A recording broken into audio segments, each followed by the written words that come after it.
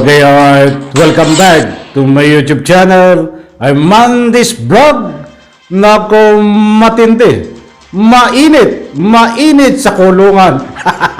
At bakit mainit sa kulungan? Mga kaibigan, Jinggoy Estrada, Senador Jinggoy Estrada, hinatulan na makulong. Aba, ay papawisan ito diyan sa kulungan. Sa bagay, sanay na po itong makulong dahil nakulong na ito before. Sa punto pong ito, gusto ko pong ibahagi sa inyo itong nilalaman na video. Ano nga ba ang dahilan at ilang taon pong makukulong itong si Senador Jinggoy Estrada? Kung bago pa lang po kayo sa aking maliit pa na YouTube channel, inaanyayan ko po kayo, please subscribe. Sabay-sabay po nating i-like ang video na ito kung nagustuhan niyo po. Ako'y muling nakikiusap mga kaibigan, kung pwede lang, patapusin po nating panoorin ang kabuuan ng vlog na ito. At nang sa ganon, lubos po nating maunawan. Heto na, samahan niyo po akong tuklasin. Ilang taon makukulong, ilang taon papawisan sa kulungan itong si Senador Jinggoy Estrada, kumpirmado, hinatulan na makulong. Pagkatapos po nating mapanood, magbibigay po tayo ng kaunting punto de vista na naayon po diyan sa ruling ng video. Samahan niyo po akong panoorin.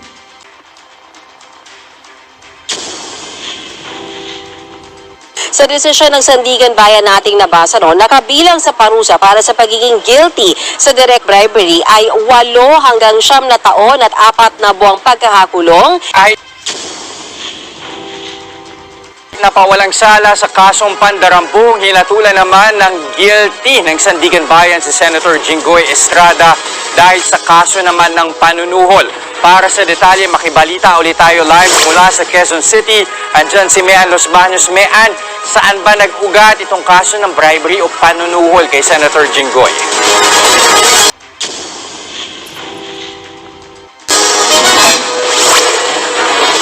Yes, Jess, himayin pa natin yung naging decision ng Sandigan Bayan sa kaso nga ni Senator Jinggoy Estrada. Bagamat not guilty, yung kanyang plunder case, sinatulan pa rin siya ng Sandigan Bayan 5th Division ng guilty beyond reasonable doubt sa 1 count ng direct bribery at guilty rin para sa 2 counts of indirect bribery. Anong ibig sabihin niya? Nakasaad, Jess, sa desisyon ng Sandigan Bayan nating nabasa nakabilang sa parusa para sa pagiging guilty sa direct bribery ay 8 hanggang 9 na taon at 4 na buwang pagkakakulong, special temporary disqualification at perpetual disqualification from the right of suffrage o karapatang bumoto.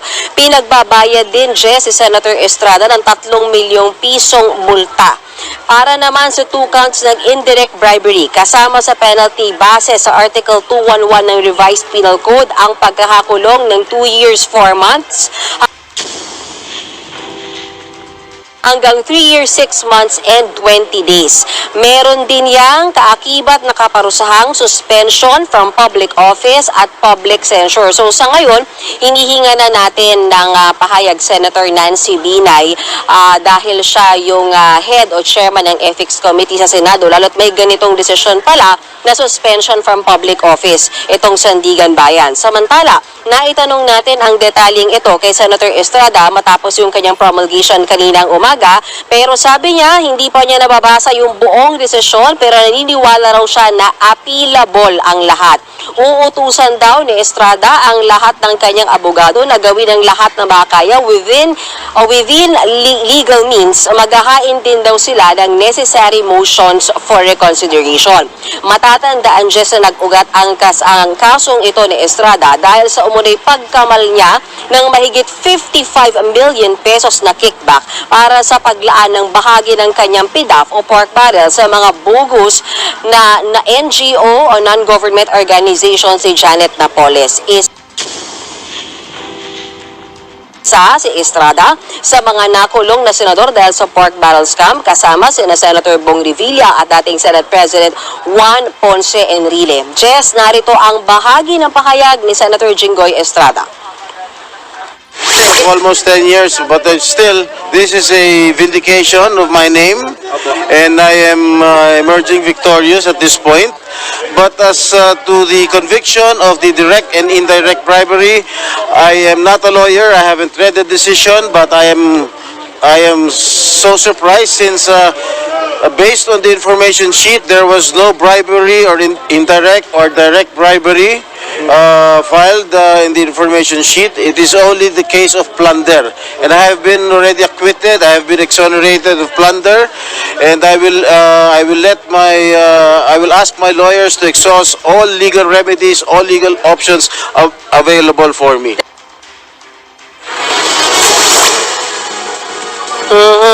Jess, yung co-accused ni Senator Estrada at tinatawag na pork barrel queen na si Janet Lim Napoles ay nakatulan din. Basahin ko na lang para sure hindi ako magkamali.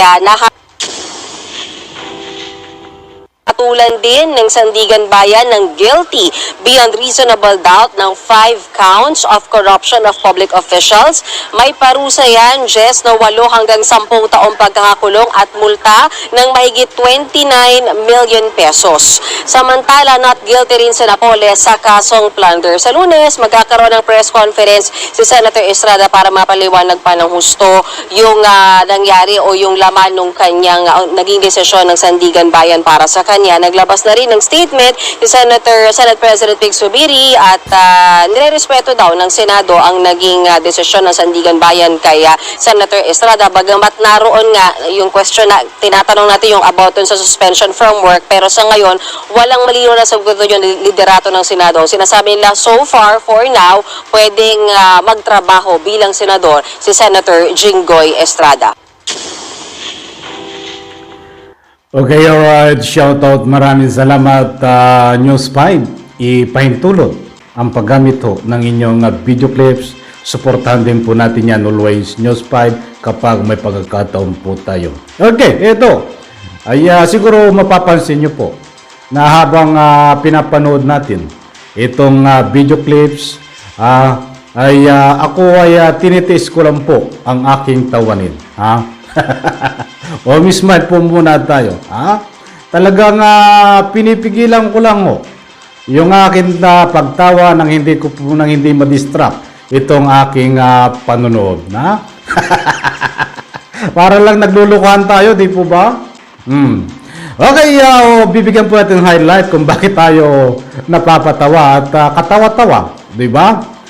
Maliwanag naman po diyan na dumako muna tayo dito sa pinawalan sala si Senador Jinggoy Estrada sa kaso po ng pandarambong. At yung pong kaso ng pandarambong ay may hatol po na habang buhay na pagkabilanggo. Kaya swerte mo. Swerte mo. At ika nga po diyan ka nakaligtas. Sa ika nga po kaso ng pandarambong Senador Jinggoy Estrada na absolto ka, meaning lusot ka sa kaso at ika nga po hindi ka makukulong ng habang buhay diyan po sa Bilibid Prison. Ang punto de vista ko lang po diyan ang aking public opinion, kung mahirap ka lang katulad ko, Senador Jinggoy Estrada, ay mahatulang ka at mabubulok ka sa kulungan. Kaya lang mapera ka Marami mong pera di ba? Kaya ang nangyari ay absolto ka sa iyong kaso na pandarambong. Yan ay isang punto de vista, public opinion, na nagbabate po tayo sa rolling ng video. Okay, bilisan na natin ito at baka tayo kulangin sa oras kung bakit ako ho ay natatawa. Pasintabi po, hindi po tayo nagmamarunong. Tayo po ay nagsasaliksik. Ay, pansinin niyo po.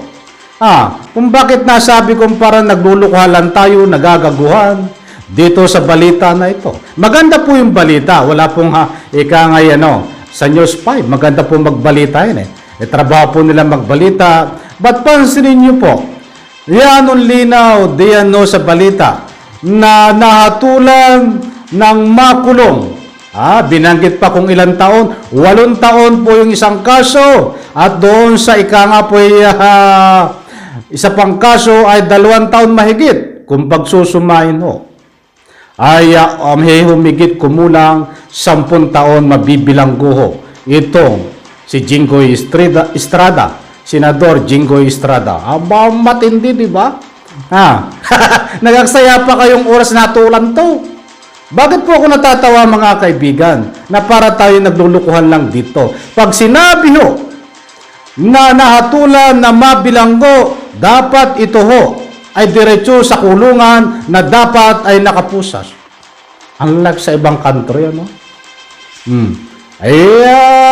Isang punto de vista ho yan. But anyway, disclaimer lang po, wala po akong magagawa at wala tayong magagawa dahil yan daw po di umano ang saklaw ng batas. Ha? Saklaw ng batas. Kaya ako natatawa nga, di ba? Ang haba pa ng pages, binanggit yan na almost 50 pages. Naaksaya lang po kayo ng oras. Nabasahin yan. Nasasabihin nyo beyond guilty. Pero sorry, natatawa ako, no? Ang tawag doon, beyond guilty, walang duda. Na ito hinatulan si Jingo Estrada. Pasensya po, natatawa ako eh. Wala stick na batas natin to, di ba?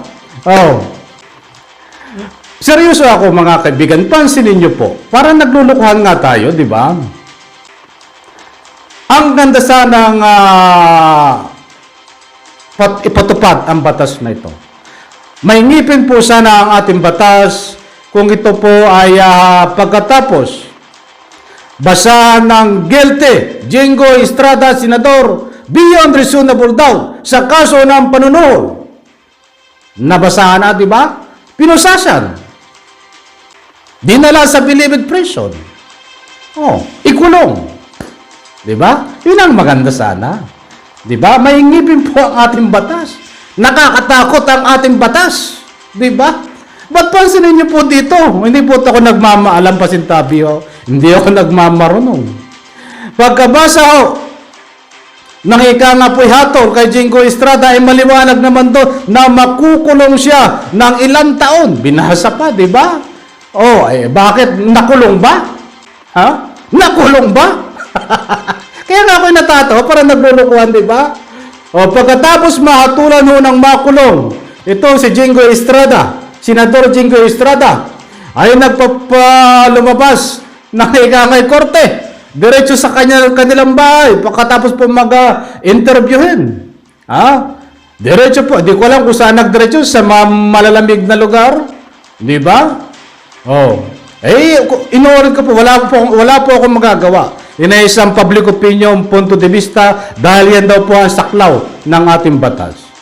Ang gusto ko pong ipahiwatig dito, mga kaibigan, yan pong sanang ganda ng ating, kung may ngipin ng ating batas, marami ang natatakot kung ito mang kaso na ito ay pwedeng i-appeal. Ay dapat habang nag-a-appeal ka, ay nandiyan ka po sa kulungan habang iniintay mo ang desisyon. Uulitin ko, pagkatapos ibasa ng hatol, nahatulang ka ng ilang taon, pusasan ito, dalhin po diyan sa believed prison. At kung umiiral naman po ang batas na itong kaso na pagkahatol sa kanya ay appealable, pwedeng i-appeal nang sa ganun po makapagpensa kahit nahatulan na, ay diyan po i-process habang nakakulong, di ba? Yun ay isang punto de vista ko po. Maraming matatakot na nga po mga nanunuhol dito. Dahil kung ganito po ang sistema ng kalakaran ng ating batas, ay pira-pira lang po ito. Hanggat may pira ka po at kapag nakasuhan ka ng ganitong kaso, katulad po nitong kay Senador Jingo Estrada, ay hindi ka po makukulong. Kahit sabihin mo hinatulang ka ng makukulong, basta may pira ka na pang-appeal, mga kaibigan.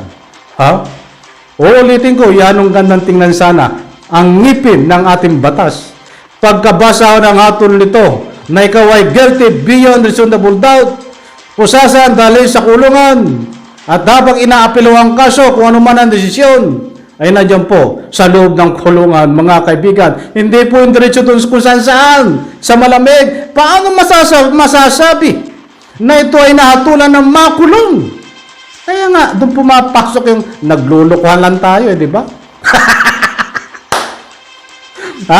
Parang naglulukuhan lang, di ba? But anyway, disclaimer lang po, yun isang punto de vista.